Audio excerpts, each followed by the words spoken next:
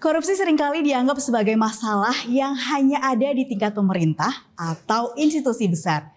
Tapi sebenarnya benih-benih perilaku koruptif seringkali bermula dari lingkungan yang paling mendasar dalam masyarakat, yaitu keluarga. Bincang di KPK kali ini, kita akan mengeksplorasi bagaimana keluarga bisa menjadi benteng pertama dalam upaya pencegahan korupsi.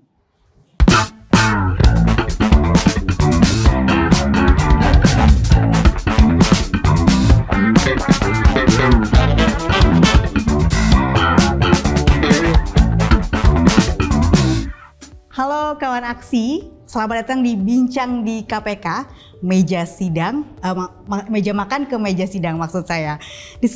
Saya Anissa Katiwi dari Abdi Muda Indonesia. Saya di sini sudah bersama dengan para narasumber nih, ada 3 orang. Boleh kita sapa satu-satu kali ya. Pertama itu ada Mbak Ipi, juru bicara bidang pencegahan di KPK. Lalu ada Mas Dion dari Direktorat Pembinaan dan Peran Serta Masyarakat. Dan terakhirnya ada Mbak Maria dari Saya Perempuan Anti Korupsi atau SPAK. Apa kabar nih Mbak Ipi, Mas Dion, Mbak Maria? Baik. Sehat-sehat? Sehat. Nah, di sini kita akan ngomongin ya tentang meja makan ke meja sidang. Sebenarnya tentang apa sih itu? Mungkin sebelum kita berbincang lebih lanjut, pengen tanya dulu nih, mungkin pertama ke Mbak Ipi. Sebenarnya nih kita ada di mana sih Mbak Ipi? Terus ini juga terlihat ya, ini kayaknya ada barang-barang nih, apaan sih? Boleh dong dijelasin ke kawan aksi di sini. Oke, Mbak Nisa dan kawan aksi, hari ini kita menyelenggarakan bincang. Iya. Di lokasinya spesial nih Mbak Nisa ya. Jadi memang ini lokasinya di Rubbasan. Rubbasan. Rumah apa itu? Penyimpanan benda sitaan KPK gitu ya, atau benda sitaan dan benda rampasan yang ada di tempat ini begitu. Jadi lokasinya ini di daerah Jakarta Timur. Jakarta Timur. Apa itu Rubbasan? Jadi KPK membangun khusus gedung ini untuk menyimpan barang-barang sitaan dan barang-barang rampasan yang nanti selanjutnya akan melalui proses untuk lelang begitu ya. Kalau barang-barang tersebut sudah dirampas oleh KPK dari perkara yang tak berkekuatan hukum tetap. Nah, kalau kawan aksi juga lihat nih di belakang, kita ada beberapa item yang kemudian kita tampilkan. Di sini ada beberapa barang mewah, di antaranya ada tas, ada sepatu, juga ada baju begitu ya. Ini sebagian barang sitaan ataupun rampasan yang disimpan di Rubbasan ini, selain benda-benda bergerak lainnya yang juga disimpan di sini. Jadi kami juga menyimpan di sini ada beberapa kendaraan, ada mobil, ada motor, ada sepeda. Iya, ini tadi sempat melihat ya, begitu menuju ke ruangan ini ada. Ya, selain itu juga ada perhiasan, logam mulia dan lain sebagainya, begitu juga disimpan di Rubbasan ini. Tapi di luar itu memang dalam penanganan perkara KPK juga menyita ataupun merampas aset-aset tidak bergerak lainnya seperti tanah, bangunan. Nah, karena memang itu barang tidak bergerak, tentu tidak bisa kita simpan di sini, begitu ya. Jadi yang disimpan di sini khusus untuk barang-barang bergerak. Luar biasa sekali nih kawan aksi. Nanti kalau misalnya ada pertanyaan boleh ya, nanti kan kita open question juga. Langsung aja nih kita ke pertanyaan pertama di bahasan kali ini ke Mbak Ipi dulu nih ya, sebagai juru bicara di KPK. Apakah ada nih Mbak Ipi kasus korupsi yang melibatkan anggota keluarga dari pejabat tertentu? Kalau iya, biasanya siapa aja sih anggota keluarga yang terlibat nih Mbak Ipi? Iya, jadi kami mencatat Mbak Nisa, setidaknya ada 21 keluarga yang pernah ditangani KPK terkait dengan kasus tindak pidana korupsi ataupun tindak pidana pencucian uang. Dilakukan bersama-sama sebagai anggota keluarga. Ada yang hubungannya suami dengan istri, ada yang orang tua dengan anak, ada juga yang kakak dengan adik. Begitu. Apa kasusnya? Macam-macam.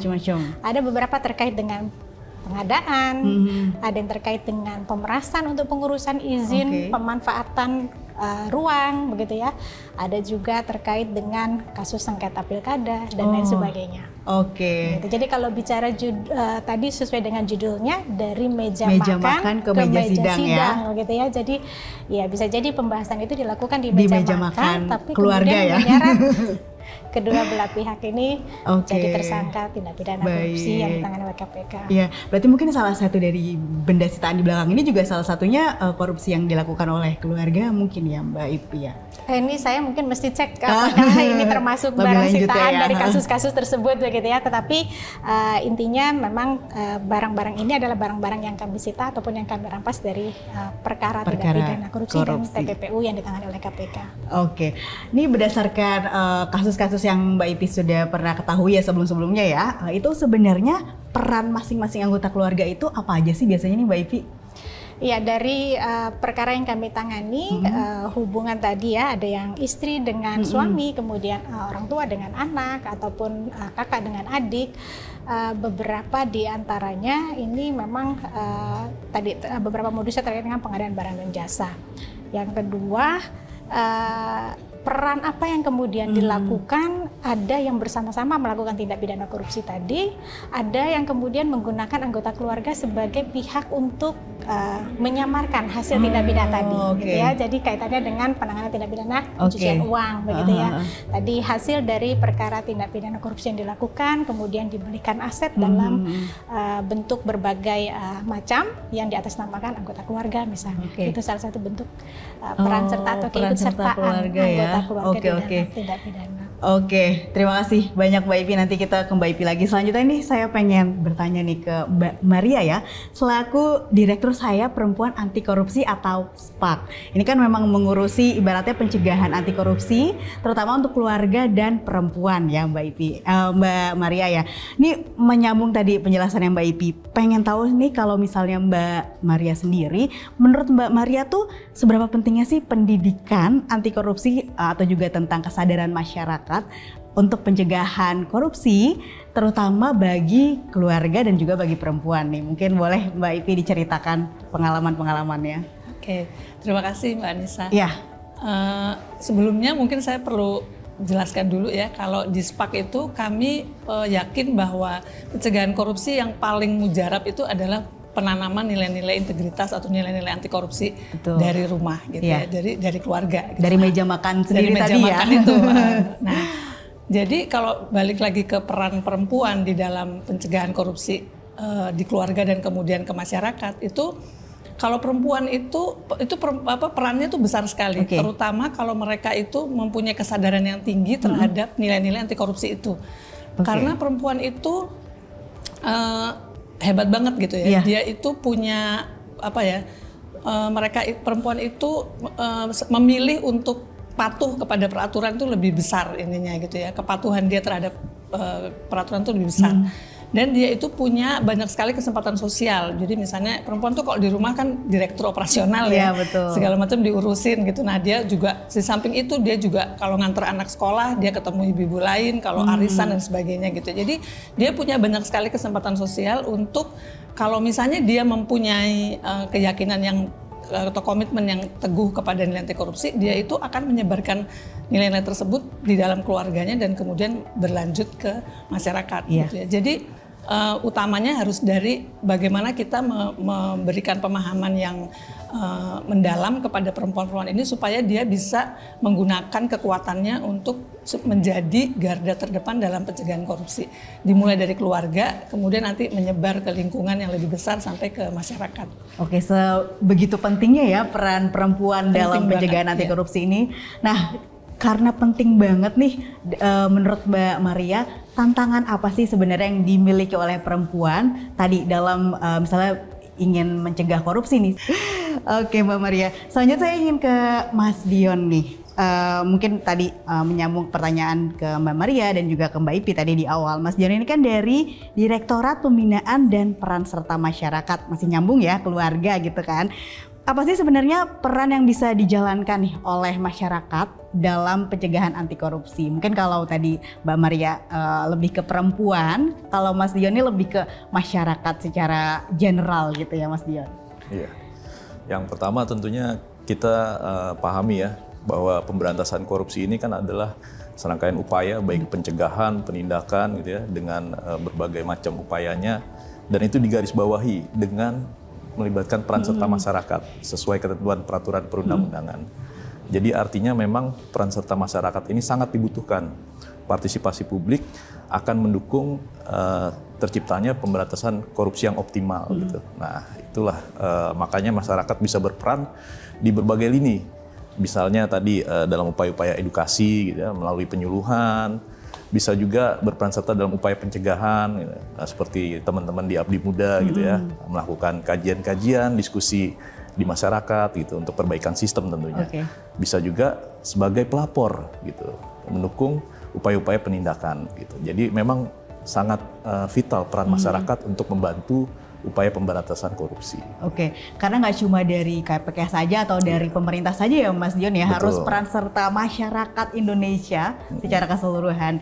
Dan pastinya KPK juga sudah punya banyak program-program atau apa ya namanya, kebijakan-kebijakan terkait pencegahan anti korupsi nih. Salah satunya keluarga berintegritas. Iya, begitu. betul. Boleh dijelasin apa sih itu Mas, keluarga berintegritas? Iya. Ini memang salah satu program yang dijalankan di Direktorat Pembinaan Peran Serta Masyarakat. Jadi kita menyasar para pasangan ya, pasangan pejabat gitu, keluarga pemangku kebijakan.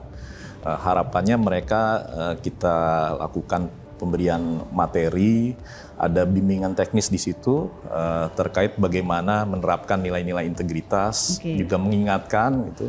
Dan nanti ada di akhir juga mendorong mereka melakukan rencana aksi karena mereka kan ini pemangku kebijakan, mereka punya sebenarnya punya peran sebagai influencer juga gitu ke masyarakat, ke lingkungannya untuk mengajak gitu ya, untuk mengingatkan juga agar berperan serta untuk sigap dalam upaya pemberantasan korupsi gitu. Jadi memang ditujukannya ke para pimpinan ini ya, agar nanti jadi contoh begitu ya. Ya, harapannya kan memang dari para pejabat ini yang memang punya kewenangan gitu, mereka selalu ingat gitu, bahwa dalam keluarga ini yang kita bina gitu ternyata bisa nih untuk men-trigger positif gitu. Jangan sampai tadi ya disebutkan Mbak Ipi malah men-trigger untuk hal-hal yang negatif gitu. Baik. Ini sesuai dengan tema kita ya, meja makan ke meja sidang. Jadi jangan sampai obrolan di meja makan nih justru malah berakhir di meja sidang ya. Betul. Begitu. Terima kasih banyak Mas Dion. Ini saya pengen tanya ke semuanya nih terkait langkah-langkah apa sih yang bisa diambil masyarakatnya untuk mencegah terjadinya korupsi, apalagi yang melibatkan anggota keluarga ya, agar kedepannya nggak ada lagi nih sekeluarga terlibat korupsi gitu kan. Mungkin boleh Mbak Ipi pertama? Ya, kalau bicara langkah-langkah untuk mencegah korupsi, saya kira KPK dalam banyak kesempatan selalu mengingatkan Mbak Nisa untuk bahwa setiap kita ini memiliki peran, memiliki andil untuk ikut berkontribusi dalam upaya pemberantasan korupsi.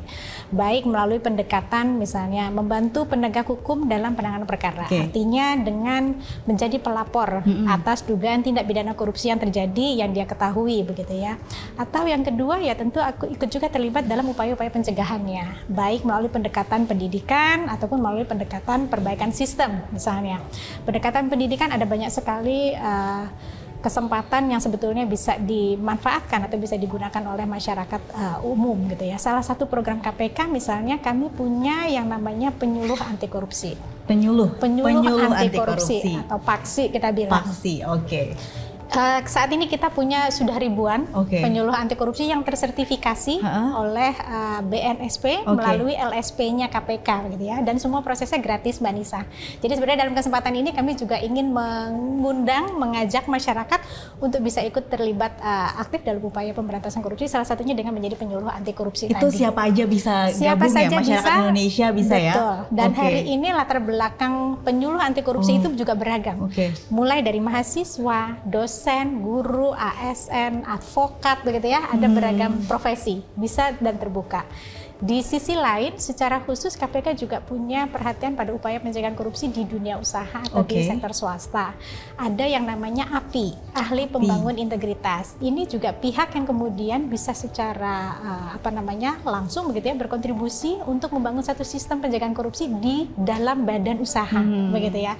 Profesi ini juga tersertifikasi sekali lagi Mbak Nisa, melalui disertifikasi oleh BNSP, melalui LSP-nya KPK, dan semua prosesnya juga gratis. Gitu. Jadi sekali lagi kami juga ingin mengundang, silahkan bisa mengikuti program-program yang ditawarkan oleh KPK tersebut. Nah, kembali mungkin menyesuaikan dengan topik kita hari ini, dari meja makan ke meja sidang. Begitu ya. Kami ingin mengingatkan kembali begitu ya, bagaimana pentingnya pencegahan korupsi dimulai dari keluarga. Tahun 2012 KPK punya satu kajian pencegahan korupsi yang kami sebut dengan pencegahan korupsi berbasis keluarga.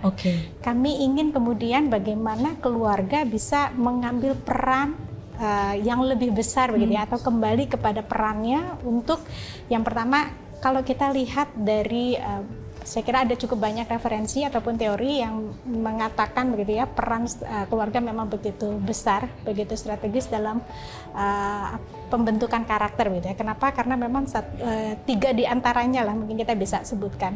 Fungsi keluarga itu selain fungsi afeksi, dia memberikan kasih sayang gitu ya, dia juga punya fungsi internalisasi nilai di sana, ada fungsi sosialisasi di sana. Maka fungsi untuk menginternalisasi nilai-nilai integritas, nilai-nilai anti korupsi itu ya memang seyogianya kita mulai dari keluarga. Dan yang ketiga, ini yang saya kira juga kita hari ini mungkin mengalami ada sedikit pergeseran nih Mbak Nisa, bahwa keluarga sebetulnya juga memiliki fungsi untuk memberikan identitas sosial. Artinya keluarga punya peran untuk menentukan dimensi kesuksesan seorang anak di masa yang akan datang. Apakah keluarga misalnya hanya menentukan kemudian ukuran kesuksesan seorang anak itu ketika dia mendapat nilai 100 untuk satu mata pelajaran tanpa peduli misalnya bagaimana prosesnya. Tidak peduli bahwa si anak mungkin mencontek, begitu ya, dia tidak belajar dan sebagainya. Atau melihat atau mengukur hanya dari kepemilikan materi tadi. Sukses, punya jabatan, tapi juga mungkin tidak tidak peduli bagaimana cara untuk mendapatkan perolehan materi itu tersendiri gitu ya. Jadi kami ingin sebetulnya salah satunya melalui program yang kemudian diterjemahkan di direktoratnya Mas Dion ini, yaitu program keluarga berintegritas adalah kembali kepada keluarga, di mana peran ibu, bapak atau suami istri dalam hal ini dan anak gitu ya sebagai anggota keluarga itu sangat penting sesungguhnya tadi dalam proses kita mulai dari menanamkan nilai-nilai integritas di dalam keluarga dan bagaimana kemudian pasangan bisa mendampingi, mengontrol, mengingatkan pasangan untuk tidak melakukan perbuatan korupsi di luar sana. Saya kira itu yang ingin kami sampaikan. Oke, terima kasih banyak Mbak Ipi. Selanjutnya mungkin ke Mbak Maria dulu nih. Mungkin dari sisi perempuan dan keluarga ya, Mbak Maria. Sebenarnya apa sih tadi langkah-langkah yang bisa diambil untuk melakukan pencegahan korupsi? Oke, kalau khususnya karena kami bergerak di perempuan ya, sebenarnya itu tadi ya, karena perempuan itu peranannya besar sekali, maksudnya dia punya kekuatan yang besar sebetulnya. Jadi perempuan itu harus diberikan kepercayaan untuk bisa menjadi pencegah korupsi gitu ya, terutama kalau di rumah. Nah, tapi tentu saja sebenarnya menyambung yang Mbak Ipi tadi bilang, sebegitu besarnya peran perempuan itu tidak mungkin dia sendirian. Gitu ya. Jadi di rumah itu ada suaminya juga ya sebagai ayah, jadi mereka harus bekerja sama untuk kemudian memulai menanamkan nilai-nilai anti korupsi tersebut gitu. Karena sekarang ini kalau kita mengomentari betapa orang mengukur keberhasilan itu dari kesuksesan uang atau materi gitu ya, itu saya rasa mungkin karena di dalam rumah atau bukan dalam rumah ya, secara umum di masyarakat itu kita sudah sedemikian konsumerisme itu sudah sedemikian tinggi gitu ya, sehingga segala macam itu diukur dari kesusahan kita bisa membeli sesuatu atau kita bisa mendapatkan sesuatu barang gitu ya. Jadi yang harus kita kembalikan adalah di dalam keluarga itu keberhasilan tuh bukan cuma itu gitu ya. Karena kami juga di SPAK ini di sekolah-sekolah kami mendampingi sekolah untuk kemudian mendorong mereka untuk mulai mengapresiasi siswa itu bukan dari keberhasilan akademis semata, tapi juga dari komitmen siswa terhadap nilai-nilai anti korupsi gitu ya. Secara kalau dari khusus ke perempuan tuh mungkin itu ya. Jadi perempuan harus diberikan kepercayaan dan diberdayakan supaya kekuatannya itu menjadi suatu kekuatan yang berperan dalam pencegahan korupsi. Yang kedua mungkin yang juga tidak kalah penting menurut saya adalah bagaimana kita bisa berkolaborasi ya antara semua pihak, karena kan kalau mendengar tadi luar biasa banget ya program KPK sudah sedemikian besar, banyak sekali gitu ya. Nah, tentunya juga banyak sekali juga gerakan-gerakan dan organisasi-organisasi yang juga melakukan upaya dalam pencegahan korupsi. Nah, itu menurut saya kita harus berkolaborasi supaya tidak ada